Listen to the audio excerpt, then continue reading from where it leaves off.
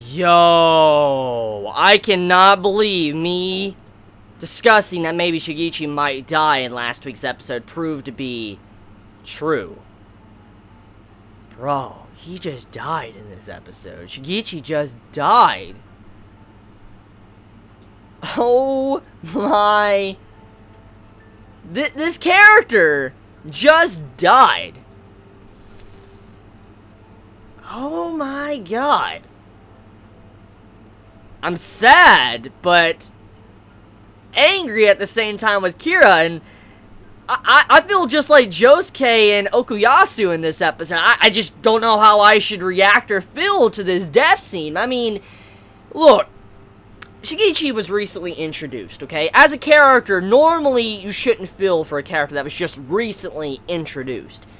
But the way he was written, and the way his personality was, that kind of intermingled with Josuke and Okuyasu in the episodes we had him in, it was enough time for me to really get to know this character and understand kind of the way he works or how he thinks and how he fits in with the cast. And to see the way he died, I'm like, holy fuck. I mean, this really just goes to show you how much of a villain Kira is to kill a character like that. Just disintegrate Shigechi like it's nothing. Just disintegrated his ass. He has no corpse left. Literally, you can't even give this man a funeral because he is gone. He's dust. Oh my. So, this was a good episode, and by far, I think one of the best episodes of JoJo Part 4. Hands down, one of the best. The atmosphere this gave off with Kira. Definitely really well done execution to the entire scene. Like, the first part of the episode, let's just talk about the beginning, okay? Like, before the opening song, which, oh my god, the opening song. So, the beginning of the episode continues off for last week, you know, ended off of, we get to see Killer Queen introduced, all that, we get to see this badass looking stand, and as we're guessing about what type of ability his stand has, we get to find out finally, and apparently his stand ability is a bomb. He can actually blow up shit. Anything he touches, he can blow up. So this, in a way, it's not the most unique stand we have seen in the series, but it is deadly nonetheless. It's a very deadly stand. If you could touch anything and turn it into a bomb, we're in a very similar situation as, you know, Kuro and Hisoka battle. If you remember that in Hunter x Hunter, the recent manga chapters, it's kind of very similar to that. We don't really know necessarily how long this stand ability can place a bomb on it if it disappears or not. Like, for instance, let me bring up a discussion. Let's say Kira, he touches, you know, this water bottle, okay? I'm drinking some water, all that. He touches this water bottle, and let's say, oh god, I sit it down, okay? I sit down on my table after I'm done talking with this man out in the middle of the street. I don't know why I'd be talking to Kira, but you get my point. So, I walk home with this water bottle. I set it on my table, okay? And let's just say I left this water bottle on my table for a week. Does his stand ability still, you know, stay on the bottle? Or does it eventually disappear off that said bottle? Like, for instance, is there a timer to the bomb? Like, is there a time limit? Like, does the bomb automatically go off after a certain given amount of time? Or does the bomb become to where it's pointless, like it won't go off? Or does Kira literally have control to blow it up at any time, any place, anywhere? Like, for instance, he can blow it up whenever he feels like it, even if years pass. So we don't know necessarily how far his stand goes when it comes to the bomb, and we don't know how many bombs he could place. Like, we don't know if he could place a bomb on a stand. Like, that's something I thought was going to happen in this episode. When you saw it to where Kira revealed that he could place bombs on things he touches, I thought maybe if he was to touch, like, you know, Shigechi's stand, like Harvest, maybe he could blow up the Harvest parts, like, just the different parts of Harvest, completely disintegrate and blow them up. I thought something like that might happen. Like, maybe he could turn the stand against someone and make them explode, and I wonder if the stand would disappear if, you know, let's say they brought it back inside them or something. I'm very curious exactly how that goes with his ability, if that will ever be dived into. But right now, though, Kira has a very dangerous ability because we don't know the limitations to his said bomb ability. We know he can place bombs on things, anything he touches, so he has to touch something. We don't know if he has a certain amount of time he has to touch it, like if he instantly touches it, the bomb is placed. We don't know if there's a given amount of seconds or whatever, but it's a deadly ability because he can lay out traps around the city, and if he can place multiple bombs in different places of the city and detonate them at once, that is a crazy ass ability. Just think about this, okay?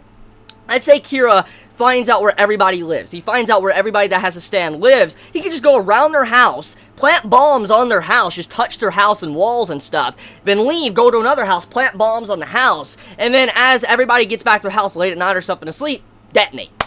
GG right there. So when you think about it like that, his ability is dangerous. It's a very dangerous ability, and like it's a simple type of ability, like it's something that seems simple enough, but actually it can have a lot of different restrictions, limitations, and things it could do that could be rather unique. So I'm curious exactly how the mangaka wrote Kira's stand ability, how far it can go with the bombs. Now one thing too is at the end of the episode we get to see a different I guess ability to the stand of, you know, Killer Queen. Apparently you have this like little toy tank thing pop up, and it actually goes through someone and drills through their hands, and then eventually gets in his mouth, and then it explodes. So we don't know necessarily if like he can create these type of objects and make them explode, or if that was another stand user. I'm going to assume it's Kira because the way it exploded at the end, but still, seeing that type of ability, we now know he has different abilities besides just touching things and blowing it up. He can maybe make that toy, you know, tank, have it move around and then explode it, so it's like a remote bomb, like he can move it around, it's like an RC car or something, and explode it. So Kira has some pretty destructive capabilities. He can do some pretty damn good damage if he can, you know, set it up. If he's like the type of person that if he's given enough time, he could set up some really good, interesting things with his stand and maybe deaths for some of our characters. Because, I mean, look, he is a serial killer. He's someone that's been in hiding for many, many, many years now, and so he's the type of person that stays in the shadows. He, you know, he calculates, and he's someone that thinks about his next move, and he wants to have a, you know, non-stressful night. For instance, he wants to go to sleep without having to worry about anything. So when you think about it like that, he's a type of character that has a very dangerous ability for what type of personality he has. I mean, he is someone that actually thinks about what he's gonna do, so he could set up all these individual murders and stuff and nobody will know, because, and he also has an alibi. I mean, think about it. If he's not in the situation or the, like the area to where someone dies at, and he just explodes them later on, that nobody will know, not even the cops. Now, here's an interesting thing we need to think about. Now, one of the things we've been wondering about is, like, how has Kira kind of handled the bodies? Like, where has he hid the bodies throughout all these years? Because we know he got his stand rather recently. He had to get his stand recently. So the big question is like, where was he hiding the bodies until now? Because now we know that he can disintegrate the bodies, he can make them disappear, and turn them into dust. So the big question is, like, why did the cops never find this man? And he always hid bodies. How did they never find out where all these other bodies were that most likely he hid? So a lot of questions, you know, were brought up in this episode. But one of the biggest things, though, right now, is that the way Shigechi died to Kira, holy shit, that was such a crazy moment, because it was something you would see out of a horror movie, or something as a thriller. I mean, look, Shigechi, he's dragging himself through the school hallway, and he's in bad shape. I mean, his face got crushed in thanks to the explosion. It's a miracle he's even able to stand up. And as he's dragging himself through the hallway, you see these people that look at him and don't even give him any help at all. They just wander off, which is something sometimes people do in real life. I mean, there's actually real cases in real life to where people will leave someone that maybe got ran over by a car, and they'll just walk off and leave this person that's bleeding on the side of the road. I'm not even joking. There's actually news articles that cover this type of shit. And so seeing all these girls were looking at Shigechi and they're like, oh, he's creepy, you know, he looks like something's wrong with him, and they just walked off. That's something that actually happens in real life. That does happen. That's not something that was fake. That does happen in today's society all the time. So seeing that, I felt rather bad for Shigechi, because he was having to deal with a real life problem, and as he's just wandering, trying to get to Josuke to heal him, and he's just in bad shape. Eventually, when he sees that ray of hope, he sees Josuke through the window, and then he sees the ultimate terror. He sees the killer behind him, Kira.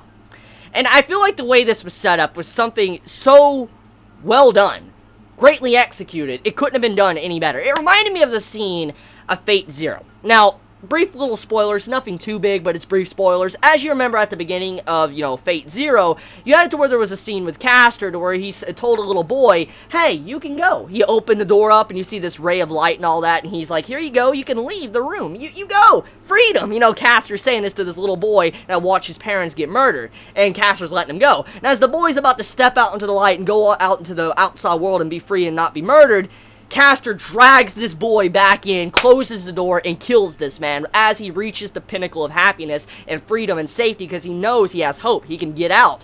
And that's exactly what happened in this episode. Shigechi actually saw hope. He saw freedom. He saw, I can live. I can actually save my mama and papa. And he's opening the door, and all of a sudden he sees Kira behind him, and Kira takes away that ray of hope and snuffs out his life. That is how you do a death. That is how you do a fucking death. That is a perfect way to kill off a character. Allow them to reach this sense of hope and happiness, and then take it away. Just snatch it away. Drag them away from that happiness and hope. That is what I like to see from a villain. And what we saw Kira do in this episode concretes him as probably one of the best villains of JoJo to date in the anime. That was such a good moment. I honestly cannot express it enough how good of a moment that was when Kira did that shit to Shigechi. When he did that, I was like, holy fuck, this villain is crazy. The way he did that and just disintegrated this man. And as he was screaming for Josuke, they didn't know what really happened to him. And he died so close to them, Josuke didn't even know. That's so sad. It's such a sad moment. And I like that. I love that emotion. I love feeling these emotions, this sad emotion, when you know this tragedy that this character was reaching out for hope and then just taken away from him. I love that shit when it comes to writing. That's why I like Tokyo Ghoul and Berserk. Just some tragedy and stuff. So yes, seeing this in JoJo made me happy. I'm glad to see this, and hopefully this continues to happen. I would like to see these executed murders and assassinations of different people around Josuke throughout the part 4 of JoJo. I would love to see this. It definitely would add some interesting developments to the characters and how Josuke would feel. But anyways, this also kind of, balances it out with Josuke's stand ability. I mean, think about this, okay? Josuke's stand ability can bring someone back, okay? As long as they're not dead. Like, let's say half their body was cut in half, but they're not dead yet, if they didn't die instantly, they can be brought back. They can, be put back together. Josuke can make sure they live. And as we know, Josuke can't heal himself, so if he gets any damage, he's dead as fuck. But he could save people by bringing them and putting them back together. And I feel like this is the perfect balance to Josuke's stand ability because of what type of person Kira is. He's a person that has a bomb ability, and usually bombs kill someone rather instantly. So thinking about it like that, you're like, yeah, this makes sense. This is a perfect balance to Josuke's broken stand ability compared to Kira, because Kira usually, as a bomb, if he sets it up right, he could kill someone instantly. So Josuke's gonna have a hard time. I mean, I can see a lot of problems in the series where someone might have their legs or something blown off and he's gonna have to put them back together because of bombs or landmines that maybe Kira could set up. So, it's a really, really good episode and set for the future outcome in the future battle.